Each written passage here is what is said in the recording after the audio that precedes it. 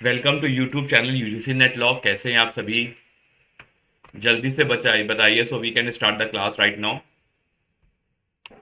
जैसा कि आप सभी को पता है कि मेरी क्लास आप सभी के साथ ये जो चैनल है यूजीसी नेट लॉ उसमें आती है। दैट इज 5 PM को हमारी मेरी आपके साथ क्लास आती है। 5 PM में आकर आपके साथ लास्ट 5 years PYQ कराता हूँ। मंडे टू फ्राइडे डेली आती, इधर 1 से 2 दिन से नहीं आया because I was out of the station, that's why. तो अब फिर रेगुलर वो क्लास आएगी मंडे टू फ्राइडे। तो हर दिन एक नया सब्जेक्ट नया टॉपिक के साथ हम लोग क्लास करेंगे। रिपीट इसलिए नहीं करेंगे उसी उसके बाद मान लीजिए कि आप लोगों के कंटिन्यूएशन में हर यूनिट आनी चाहिए, क्योंकि अब आप 50 डेज बचे हैं, तो आप लोगों को हर एक्ट का रिवीजन चाहिए। उसके बाद जैसे आपके मान लीजिए 15-16 क्लासेस में पूरा खत्म हो जाएगा, फिर से हम लोग रिवाइज, फिर से हम लोग ऐड ऑन करते चलेंगे। तो that is a different thing, लेकिन इस तरीके से अप्रोच करेंगे ताकि आपको फायदा हो सके। You will get a benefit, आपके फायदे के लिए करने के बैठे हैं आप।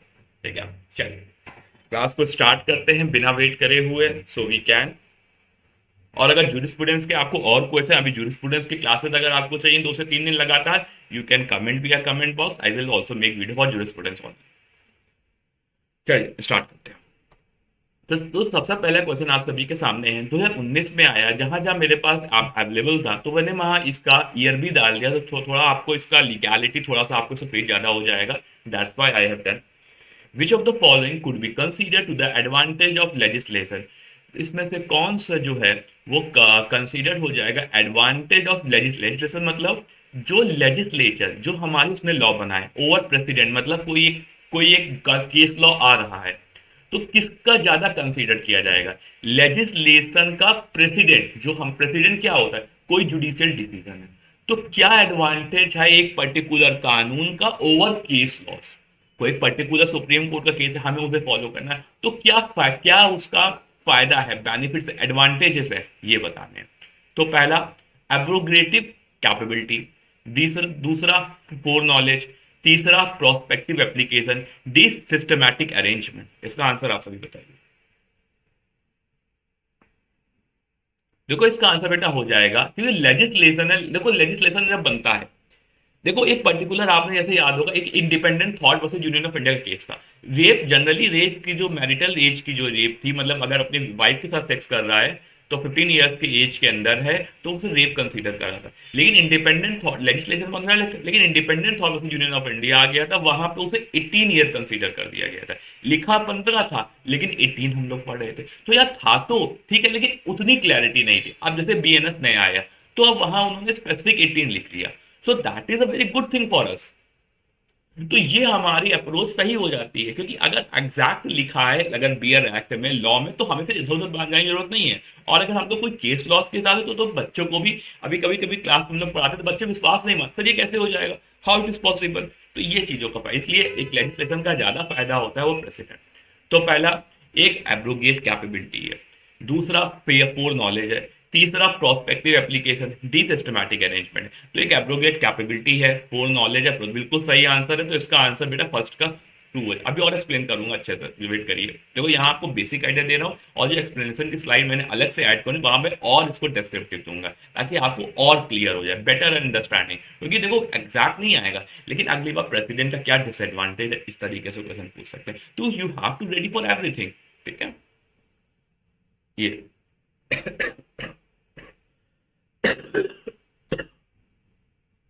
ठीक है, चलिए ठीक है।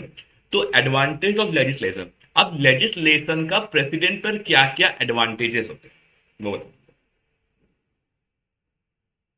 चलिए, तो क्या क्या फायदे हैं? पहला एब्रोगेट कैपेबिलिटी। लेजिस्लेशन के पास क्या है, अगर लेजिस्लेशन है हमारे पर्टिकुलर, तो उसके पास एक रिपील की पावर है, अमेंड करने की पावर, या मॉडिफाई करने की outdated law. Judicial precedent however remain binding unless overrule by the. Judicial precedent जो है हाउएवर, हालांकि हमेशा बाइंडिंग होते हैं, unless overrule by the higher, जब तक वो ओवर रूल नहीं करेंगे। अगला clarity and predictability. Laws made through legislation, law जो लेजिस्लेशन के द्वारा हो रहा है वो क्लियर है, कोडिफाइड है एंड प्रेडिक्टेबल है। तो law made through legislation clear, clear है, बिल्कुल बिल्कुल, कोडिफाइड है 101% एंड प्रेडिक्टेबल है, तो उसमें कुछ इफर्ट है नहीं। Individual can know and understand the law in advance.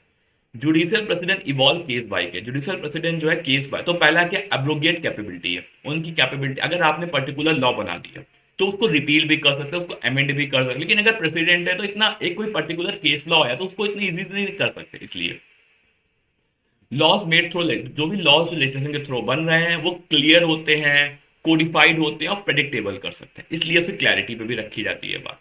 Prospective generally apply, अब जो लेजिस्लेशन है जनरली जो जिस दिन से बना उस दिन से फ्यूचर पर अप्लाई करता है, लेकिन जुडिशियल प्रेसिडेंट कोई आया तो रेट्रोस्पेक्टिव इफेक्ट भी हो सकता है, तो इसलिए भी और भी थोड़ा सा प्रॉब्लमेटिक कभी कभी हो जाता है। Legislation law cover broad area, जो लेजिस्लेशन लॉज है वो जब बनते हैं तो पूरी तरीके से ब्रॉड एरिया को क्या सिस्टमैटिकली कवर करते हैं। Democratic legislation made by elected representative reflecting public will को करते हैं। Judicial precedent are created by, जो जुडिशियल प्रेसिडेंट है वो जजेस के द्वारा क्रिएट कर, not directly accountable to the public, वो पब्लिक को डायरेक्टली अकाउंटेबल नहीं होते। आंसर इस तरीके से, ठीक है, तो ये आपके आंसर आ गए। क्लियर?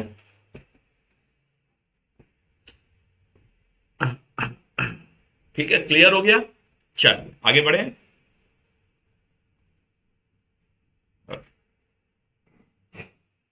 अगला है हिंदी में दिया गया है। अब who among the following has defined as jurisprudence as knowledge of thing divine and human, science of right or wrong, ये किसने कहा है?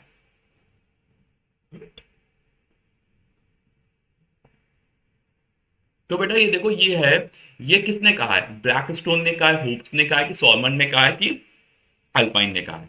तो ये हमारे बेटा अल्पाइन साहब है, उन्होंने कहा है। ये क्या थे? नेचुरल फिलोसफिकल दोनों स्कूल से बिलोंग करते थे, ठीक है।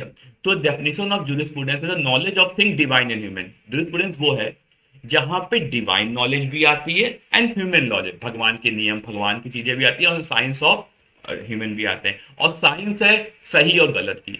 ये एक रोमन जूरिस्ट के द्वारा दिया गया था। He emphasize that law is connect, उन्होंने कहा लॉ जो है, इनके हिसाब से law is connected to both legal moral principle, क्योंकि आज भी अगर हम लॉ में देखोगे, अगर एक्चुअल आज में देखोगे तो लॉ में लीगल प्रिंसिपल तो है लेकिन मोरल भी है, जो चीज गलत है वो गलत है। Governing human conduct. Ulpian belong to philosophical school, natural school, particularly associated with the Roman law period. तो अल्पाइन जो थे रोमन जूरिस्ट थे, तीसरी थर्ड सेंचुरी एडी के समय। ये बिलीव करते थे law is based on justice, morality and natural reason, the core idea of natural school.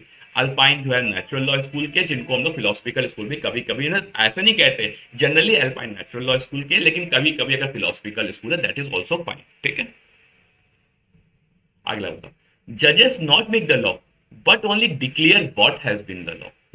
जो जजेस होते हैं वो कभी भी डिक्लेयर नहीं करते मेक द लॉ। जजेस कभी लॉ बनाते नहीं, रियलिस्ट स्कूल की बात अलग है, इससे पहले की बात है। जजेस लॉ बनाते नहीं है, डिक्लेयर करते हैं लॉ है क्या। तो जजेस के बारे में बेटा ब्लैक स्टोन में आए, ब्लैक स्टोन में आए इन्होंने बात कही है। तो ब्लैक स्टोन क्या कहते हैं? जजेस do not make the law, declare करते हैं। ये इन्होंने जो डिक्लेरेटिव थ्योरी, क्योंकि इन्होंने डिक्लेरेटिव थ्योरी को डिक्लेयर क्या किया, जो है उसे डिक्लेयर किया, बस और कुछ नहीं। जजेस विच हाउ जजेस मियरली इंटरप्रेट, जजेस केवल और केवल इंटरप्रेट करते हैं, डिक्लेयर करते हैं कि ये लॉ सही है। कोई भी नया लॉ बनाते नहीं है, कुछ कमी है उसको सही कर देंगे, लेकिन कोई भी नया लॉ बनाएंगे नहीं। आज ये नहीं आगे कि आज उन्होंने मुस्लिम लॉ बना दिया, मुस्लिम लॉ में देखेंगे 3 तलाक को अनकॉन्स्टिट्यूशनल डिक्लेयर कर दिया, लेकिन उन्होंने लेजिस्लेशन बनाया नहीं, बनाने का काम पार्लियामेंट के पास है, ठीक है। अगला है डिक्लेरेटिव थ्योरी ऑफ लॉ, जिसको विलियम ब्लैकस्टोन बोलते हैं। जजेस do not make the law, जजेस कभी लॉ बनाते नहीं है, but only declare what has been the law, is attributed by sir William Blackstone. This view is known as declarative theory, ये जो थ्योरी है वो declarative theory of law, this view is known as declarative theory of the law, ये जो view है वो declarative theory of law. जजेस do not create new law, जजेस जो है वो नया लॉ बनाते नहीं है, दे merely declare and interpret the law. जजेस डू नॉट मेक द क्री, जजेस जो है do not create the new law, जजेस साहब का इसमें सीधी सी बात कही, नए लॉ बनाते नहीं, बस डिक्लेयर करते इंटरप्रेट करते हैं। इस फंक्शन इस थ्योरी के हिसाब से, इनके हिसाब से जो जजेस का रूल है, जजेस का रोल है वो क्या, इंटरप्रेटिव है, लेजिस्लेटिव नहीं है। ये केवल और केवल इंटरप्रेट करने के। डिक्लेरेटिव थ्योरी का मतलब समझो ना, डिक्लेरेटिव थ्योरी का सीधी सी बात है डिक्लेयर करना, जो मेरे पास है उसको डिक्लेयर करना, हाँ ये सही है, ये गलत है, ये चीज है, और कुछ नहीं, बनाने का पावर नहीं है। दे वही देखिए, दे discover the existing principle of law, जो हमारा प्रिंसिपल ऑलरेडी एग्जिस्ट कर रहा है उसको अलाउ करते हैं एंड उसको अप्लाई करते हैं कि स्पेसिफिक पर्टिकुलर केस पे इंश्योर करते हैं कंटिन्यूटी हो सके, स्टेबिलिटी हो सके हमारे लीगल सिस्टम पे, प्रिवेंट करते हैं आर्बिटरी, एक आर्बिटरी और एक नया लॉ, क्रिएटिव लॉ मेकिंग वजह से। तो लॉ को प्रिवेंट करते हैं, लॉ आर्बिटरी ना हो, ऐसा ना हो कि फंडामेंटल राइट के अगेंस्ट हो, ऐसा ना हो वो बेसिक लॉ के अगेंस्ट हो, ठीक है। लेटर जो जुडिस टाइम ऑस्टिन बेंथम इन्होंने इस थ्योरी क्रिटिसाइज किया, आर्गिंग दैट जजेस do not make the law specially when there is no clear precedent. बिल्कुल सही है। इन्होंने अब देखो कोई भी बात कही तो ये अलग लोगों का ओपिनियन, जुरिस्ट का ओपिनियन है। अब ऑस्टिन और बेंथम है, उन्होंने कहा गलत बात बोल रहा है।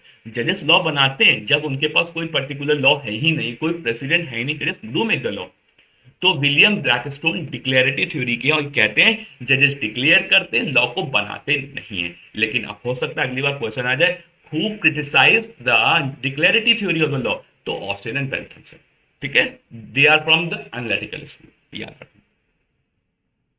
अब बताओ, I think adherence to the principle should be to the rule and not the exception. I मेरे हिसाब से तो एडरेंस टू द प्रेसिडेंट, जो प्रेसिडेंट है, जो एक पर्टिकुलर जज साहब ने कोई एक पर्टिकुलर केस लॉ से प्रेसिडेंट बनाया है, वो रूल होना चाहिए, एक्सेप्शन नहीं होना चाहिए। ये स्टेटमेंट किसका है? मेरा मानना है मिसाल का पालन नियम होना चाहिए। जो एक पर्टिकुलर प्रेसिडेंट आ रहा है तो आपको फॉलो करना ही है ना, ऐसा नहीं कि एक्सेप्शन। आपके पास रूल है, अगर जज साहब ने कोई डिसीजन दिया है, पर्टिकुलर कोई प्रेसिडेंट है, तो वो फॉलो होना चाहिए।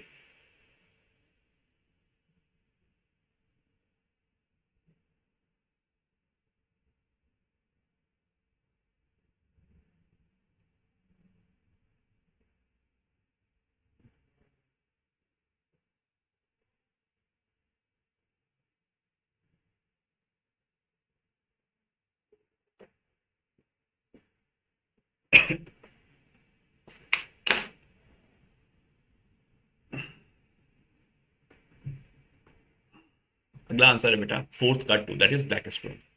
तो I think adherence to the principle should be the rule and not the this statement is of Blackstone. ये स्टेटमेंट किसका है? ब्लैक स्टोन सर आपका।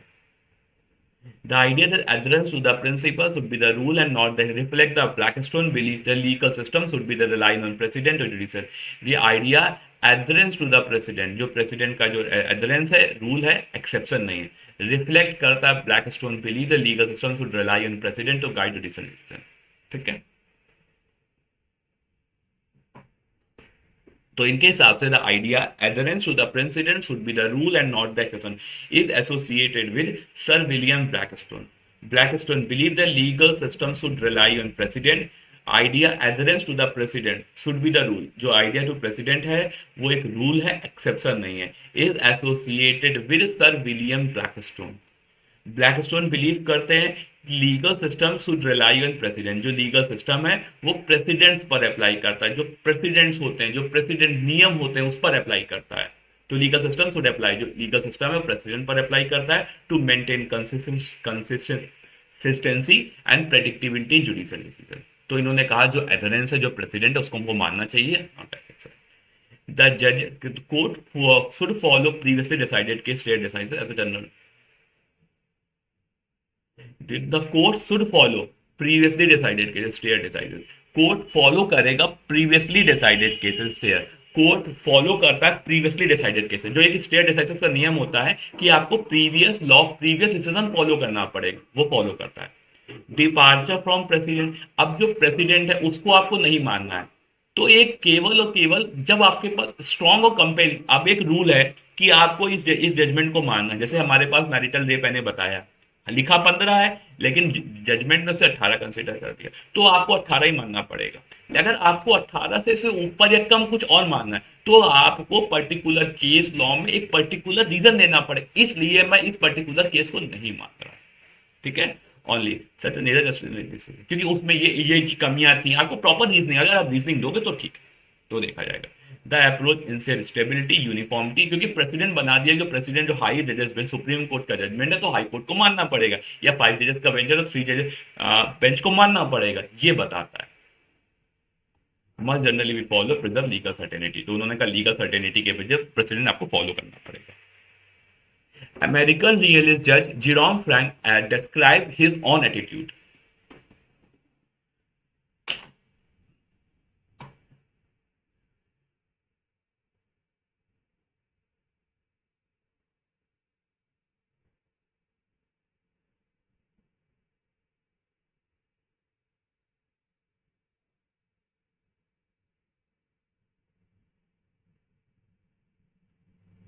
एक सेकंड, सॉरी बेटा।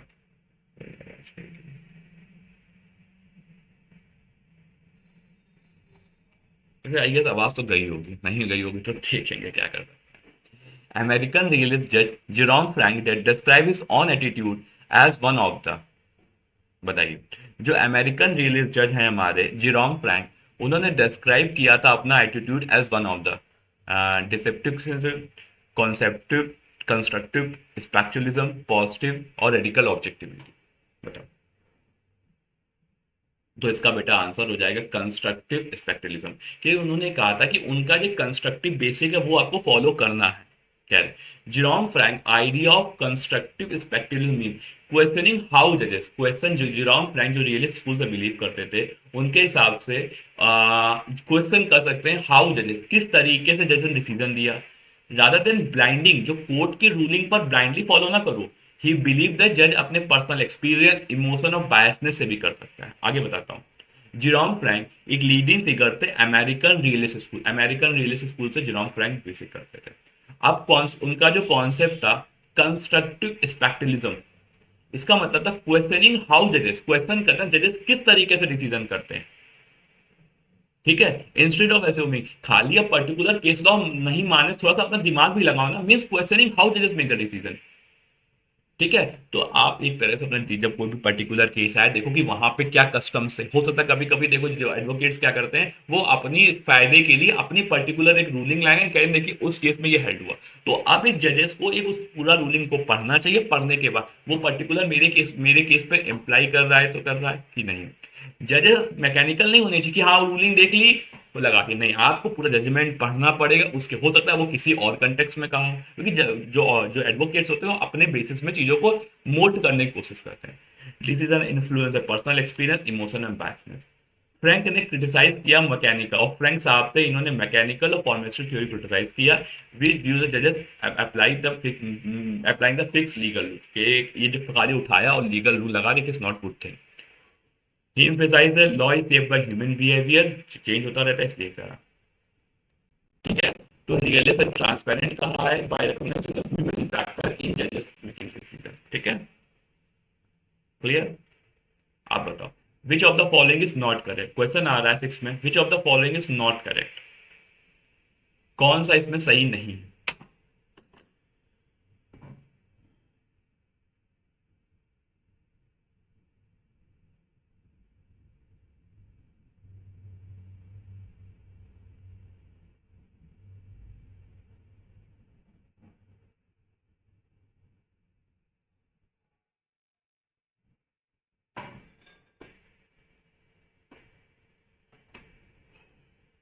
सॉरी, बताओ। देखो इससे बेटा ये है।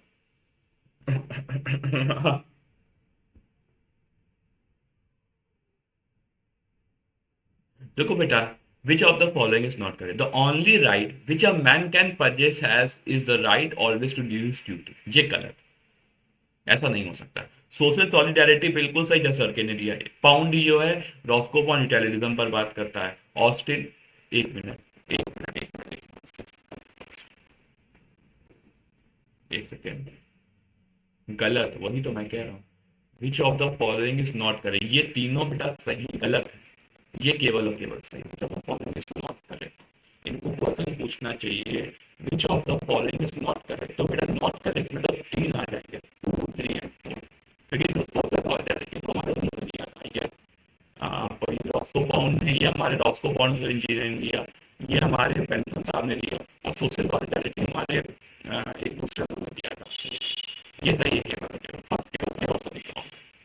तो only right wrong right which a man can possess to good theory, जो एक राइट एक इंसान के पास होता है कि अपनी ड्यूटी करना, ये एक करेक्ट होता है। इन तुमको जो थे सोशल सॉलिडारिटी कॉन्सेप्ट दिया और आर्ग्यू किया, individual rights should be seen as duty govern society, कि आपके पास क्या राइट है, अपना ड्यूटी करना। सोशल सॉलिडारिटी को क्यों गलत है, तो कॉन्सेप्ट ऑफ सोशल सॉलिडारिटी को डेवलप किया movement में, और क्या आगे बढ़ा, तो कॉन्सेप्ट सोशल सॉलिडारिटी किया, which सामने किया। ठीक है, जो घर के थे वो फोकस कर रहे थे organic theory of the law. ठीक है, स्पेलिंग। और यूटिलिज्म जो है वो हमारे जर्मी बेंथम साहब ने दिया, और सोशल इंजीनियरिंग हमारे रॉस्को काउंसिल ने दिया। ठीक है, तो इस तरीके से। और एक सोशल सॉलिडारिटी इन्होंने दिया, और एक सॉलिडारिटी वो शायद डर्किंग ने दिया था, सॉलिडारिटी डर्किंग ने दिया था, और सोशल सॉलिडारिटी, ठीक है, ये सारे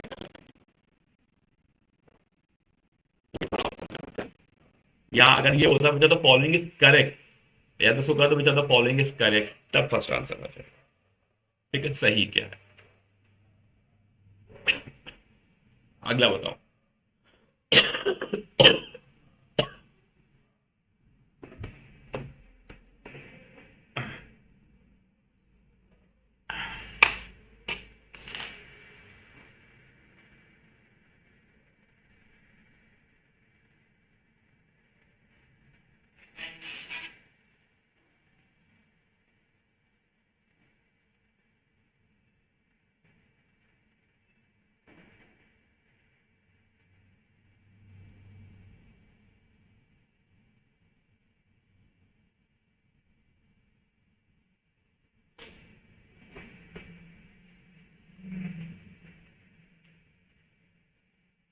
ठीक है, imperative law means a concept of rule of action imposed upon by man by some authority। imperative law का मतलब है एक concept of rule of action है imposed upon man by some authority, कुछ authority के द्वारा लगाया गया, which enforces obedience to it। natural law signifies the principle of natural right and wrong। natural law जो है वो signify करता है principle of natural right and wrong को। तो इम्परेटिव थ्योरी क्या कहती है, वो जो अथॉरिटी के द्वारा लगाया गया है ऑबिडियंस के लिए, और नेचुरल लॉ सिग्निफाइंस कर देखो इम्परेटिव थ्योरी क्या है, वो concept of rule of action which upon man by some authority, किसी अथॉरिटी के द्वारा लगाया गया है और उससे उसको अनफोर्स करना ऑबिडियंस जरूरी हो गया है। नेचुरल लॉ सिग्निफाई, बिल्कुल सही, दोनों ऑप्शन इस राइट है, 8 का फर्स्ट। तो इम्परेटिव थ्योरी वो बात करता है, इम्परेटिव थ्योरी होती क्या है आगे बताता हूँ। ये देखिए, इंपरेटिव थ्योरी क्या होती है, वो अथॉरिटी एंड इन्फोर्समेंट में बात करती है। इंपरेटिव थ्योरी वर्ड से समझे, इंपरेटिव ऑर्डर की थ्योरी, अथॉरिटी है कि आपको ये फॉलो करना है। Law derive is validity from the command, law जो है उसकी वैलिडिटी कमांड से करता, सॉवरेन एंड स्टोर, मोरालिटी से मतलब नहीं है। ही एम्फसाइज करता ओबीडियंस टू द लीगल, तो regardless of whether law is moral और नॉट, ये स्टेटमेंट सही है। नेचुरल लॉ ये नेचुरल जस्टिस की बात करता है, मोरालिटी की बात करता है, रीजन की बात करता है, ये उस आइडिया पे बात करता है। अब ये नेचुरल लॉ है तो नेचुरल जस्टिस, मोरालिटी और रीजन की बात करता है। Based on I certain moral law inherent in the human nature exist universally, law act as a higher standard justice above man made. तो नेचुरल लॉ क्या है, नेचुरल जस्टिस पर based है, मोरालिटी पे बेस्ड है, रीजन पे based है। Natural law exist as a higher standard justice above the man made laws, ठीक है, इसके बाद मैन मेड लॉ से ऊपर। अगला बताओ, the magazine solutions popular supreme लेक्स मींस, इसका मतलब क्या होता है।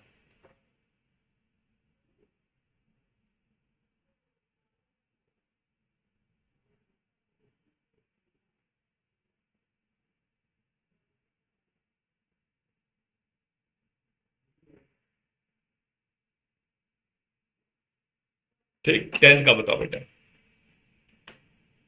तो सोल्यूशंस पॉपुलर सुप्रीमा लेक्स, इसका मतलब है बेटा वेलफेयर ऑफ पीपल, जो पीपल का वेलफेयर सबसे ऊपर रखा जाएगा, उससे ऊपर कुछ नहीं है। इसे 10th का first is the right answer. तो यहाँ बात करता है वेलफेयर सुप्रीम लॉ है, ये एम्फेसाइज करता है law governance with priority of the wellbeing and safety, safety की बात करता है।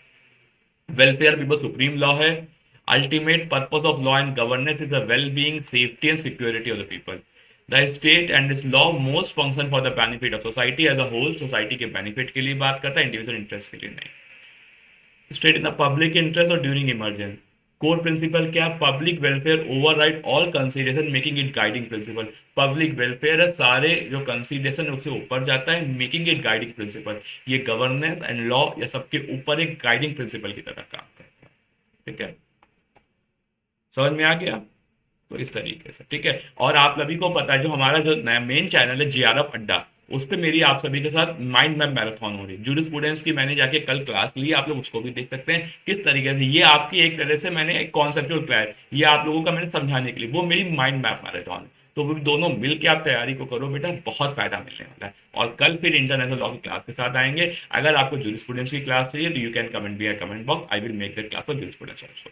ठीक है, चलिए बाय, अभी के लिए बाय, फिर कल मिलते हैं 5 PM।